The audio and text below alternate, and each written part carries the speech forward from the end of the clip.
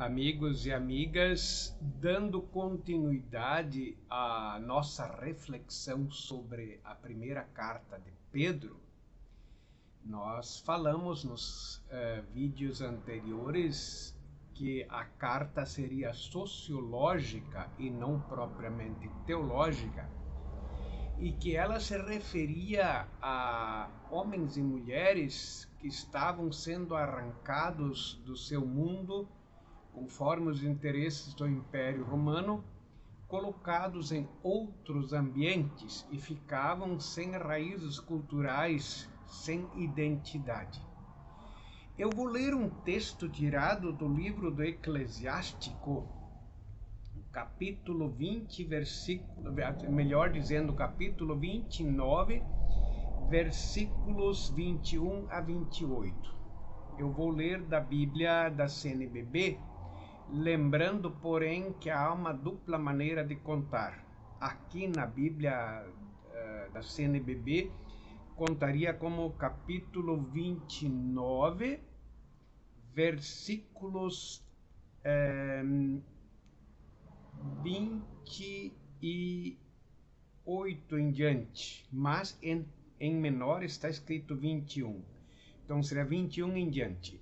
Descreve como era a situação dos peregrinos forasteiros que não tinham morada própria. Veja o que diz o texto.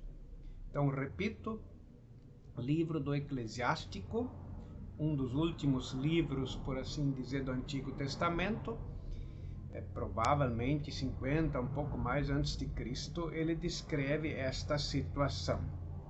O título que a Bíblia da CNBB coloca é Viver em Casa Alheia. E aí, então, diz o seguinte: eis o essencial para a vida: água, pão, roupa, e uma casa para resguardar a intimidade. É melhor a subsistência do pobre num casebre do que um banquete esplêndido no estrangeiro sem casa própria. Contenta-te com o pouco ou com o muito que tiveres, e não ouvirás impropérios que sofre o forasteiro. Vida infeliz de quem se hospeda de casa em casa, onde for acolhido, não procederá com segurança, nem ousará abrir a boca.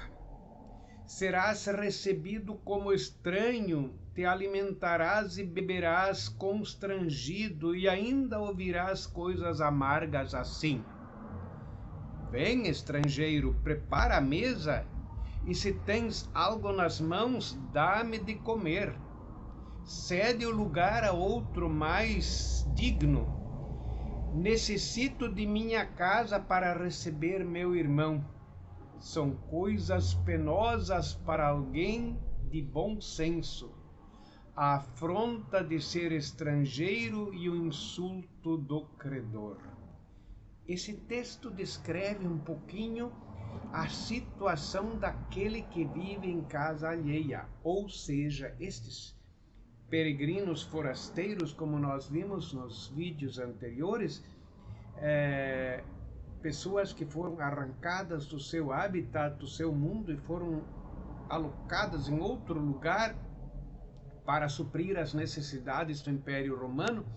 Eles ficavam ali sem ter casa para morar, e às vezes moravam provisoriamente, mas vinha o dono e dizia: cai fora daqui.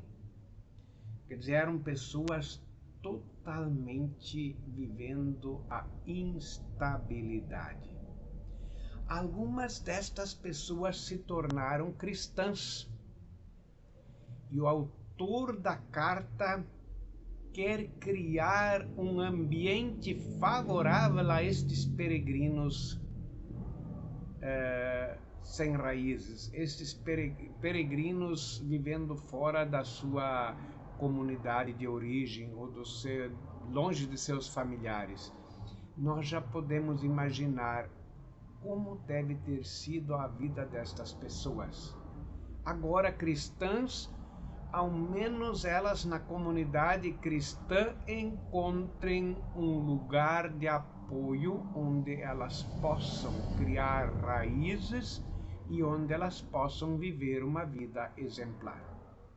Talvez quem já leu um pouco a história das migrações internas aqui no Brasil possa entender.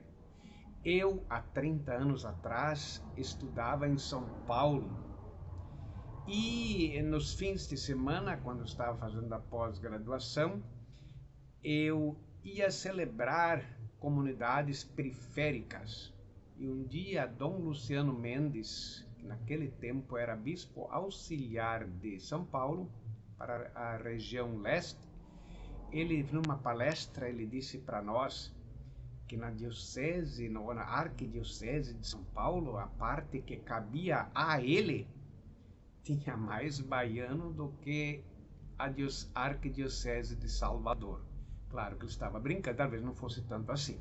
Mas o que ele queria dizer assim, em São Paulo, tinha gente da Bahia, gente de Minas, gente do Paraná, gente do Rio Grande do Sul, gente do Pernambuco e não sei de onde mais. Isto criava uma situação de instabilidade. As pessoas não tinham mais a sua identidade preservada e foi talvez ali que as seitas pentecostais tiveram um grande sucesso. A igreja, provavelmente esses imigrantes, na sua grande maioria, quando foram para São Paulo, na sua grande maioria eram católicos.